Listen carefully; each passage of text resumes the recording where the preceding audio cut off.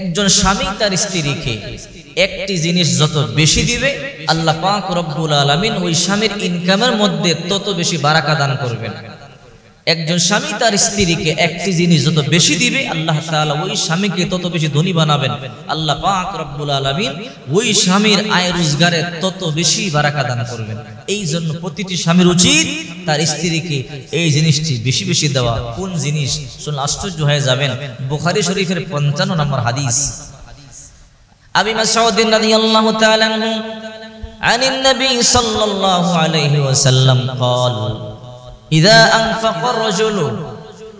أنفق الرجل على أهله يحتسبها فهو له صدقة।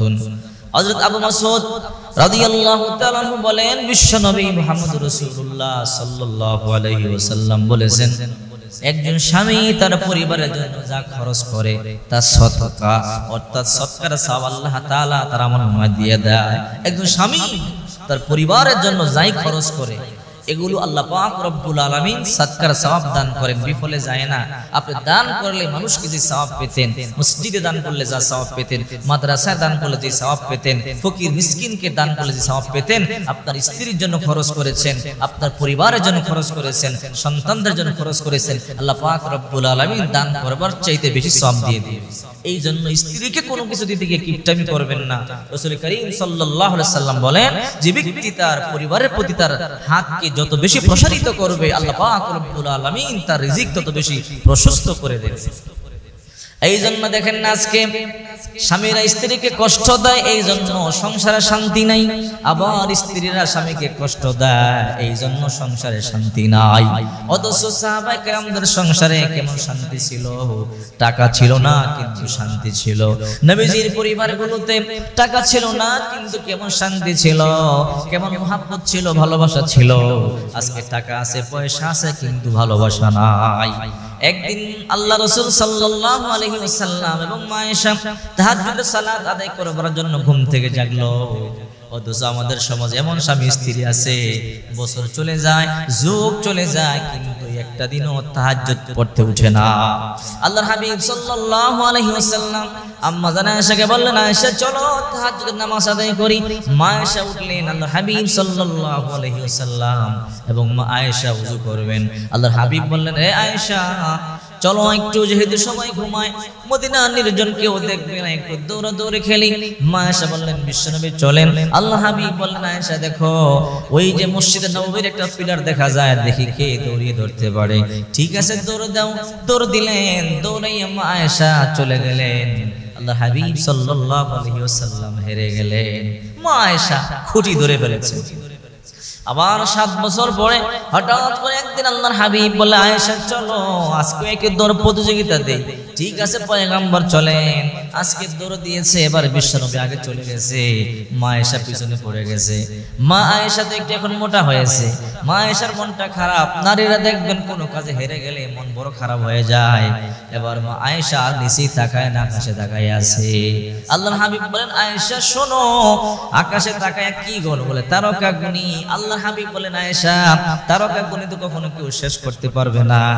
মা আয়েশা বলে, এইবার একটা সুযোগ, দৌড় প্রতিযোগিতায় হেরেছি, এই দিক দিয়ে জিতে যাব। আবার মা আয়েশা বলে, ইয়া রাসূলুল্লাহ তাহলে বলেন আকাশের মধ্যে যত তারকা আছে গোনা যাবে না।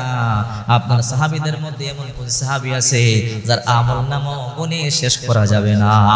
মা আয়েশা মনে মনে ভাবলেন, আমার বাবা আবু বকরের নামই তো বলবে, তো আমি ফার্স্ট হয়ে যাব। আল্লাহর হাবিব বলেন, আয়েশা শোনো, তুমি কি শুনতে চাও? বলে হ্যাঁ।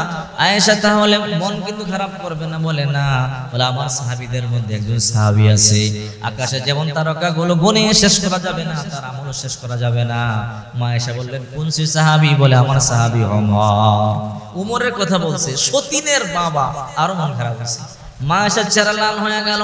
আল্লাহর হাবিব সাল্লাল্লাহু আলাইহি সাল্লাম বুঝতে পারলেন, তখন বলেন, আয়েশা ওমরের কথা শুনে তোমার মনটা খারাপ হলো। শোনো আয়েশা, আমার সাহাবীদের মধ্যে এমন আরেকজন সাহাবী আছে যার আমলের এত দাম, তার গোটা জিন্দেগির আমল লাগবে না। আমার সাথে গানে সুরের মধ্যে 3 রাত ছিল, ওই 3 রাত্রির ইবাদত যদি এক পাল্লায় করা হয়, আর এই উমর সহ গোটা দুনিয়ার মানুষের আমল যদি এক পাল্লায় করা হয়, আমার ওই সাহাবীর 3 রাত্রের আমল বেশি বাড়ি হয়ে যাবে। মা আয়েশা তখন বলেন, ইয়া রাসূলুল্লাহ, কে সেই নামটা বলেন? বলে, হ্যাঁ আয়েশা, আর কেউ নয়, তোমার বাবা আবু বকর। আবু বকরের আমল আল্লাহর দরবারে এতটাই প্রিয়, গোটা দুনিয়ার মানুষের সব আমল যদি নবীদেরকে বাদ দিয়া যত মানুষ আছে সবার আমল যদি এক পাল্লায় করা হয়, আমার আবু বকরের আমল নামা বাড়ি হয়ে যাবে। মা আয়েশা খুশি হয়ে গেলেন। দেখেন নবীদের পরিবারে, সাহাবীদের পরিবারে কত সুন্দর বরকত ছিল, ভালোবাসা ছিল, মহব্বত ছিল। এখন আমাদের পরিবারগুলোতে মহব্বত নাই।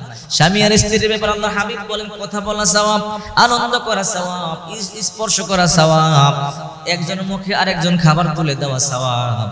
কিন্তু এই সুন্নাতগুলো আজকে আমাদের সমাজের মধ্যে নাই। এই জন্যই তো শান্তি নাই। এই জন্য স্বামীদেরকে বলি, স্ত্রীদেরকে যখন কোনো কিছু দিবেন কিপটামি করবেন না। স্ত্রীকে বেশি বেশি হাদিয়া দিবেন, কারণ আপনার স্ত্রী খুশি হলে আল্লাহ খুশি হয়ে যায়। আবার যখন আপনার স্ত্রী কষ্ট পাবে, আল্লাহ কষ্ট পাবে। কারণ মনে রাখতে হবে, আপনার এই বিবিটা বাবার বাড়িতে বড় রানীর মতো ছিল। বাবা তার মেয়েকে যখন যা চাইতো তাই কিনে দিত, বাবা কিনে দিত, ভাই কিনে দিত, মা কিনে দিত। কিন্তু আজকে সব ছেড়ে আপনার কাছে এসেছে, আপনি না দিলে আর কে দিবে? আপনার ভালোবাসায়, আপনার মহব্বতে মা ছেড়ে, বাবা ছেড়ে, ভাই ছেড়ে, বোন ছেড়ে, গ্রাম ছেড়ে, নিজের সুন্দর বেডরুমটা ছেড়ে আপনার কাছে এসেছে। এখন আপনার স্ত্রীর প্রতি খেয়াল রাখা লাগবে, আপনাকেই আপনার স্ত্রীর প্রতি খেয়াল রাখা লাগবে। এই জন্য আমি আপনাদেরকে বলি, আপনার স্ত্রীর প্রতি হাতকে প্রসারিত করে দেন। বিশ্বনবী বলেন, যে ব্যক্তি তার পরিবারের প্রতি হাতকে প্রসারিত করে দেবে, আল্লাহ তাআলা তার রিজিক প্রশস্ত করে দেবে। আর কিপটামি করবেন, আল্লাহ আপনার উপর কিপটামি করবে। আল বাখিলু বাঈদুম মিনাল্লাহ, বাঈদুম মিনান নাস, বাঈদুম মিনাল জান্নাহ ওয়া করিবুম মিনান নার। বখিল যারা আল্লাহ থেকে দূরে, মানুষ থেকে দূরে, জান্নাত থেকে দূরে, জাহান্নামের কাছাকাছি। আর আস-সাখী করিবুম মিনাল্লাহ, করিবুম মিনান নাস, করিবুম মিনাল জান্নাহ ওয়া বাঈদুম মিনান নার। দানকারী যারা আল্লাহর নিকটবর্তী, মানুষের নিকটবর্তী, জান্নাতের নিকটবর্তী, জাহান্নাম থেকে দূরে। এই জন্য রিজিক যদি বাড়াতে চান, প্রশস্ত করতে চান, ধনী হতে চান, তাহলে অবশ্যই আপনার স্ত্রীকে সন্তুষ্ট রাখবেন, আপনার পরিবারের প্রতি হাত প্রশস্ত করে দিবেন। আল্লাহ অবশ্যই আপনার রিজিক বৃদ্ধি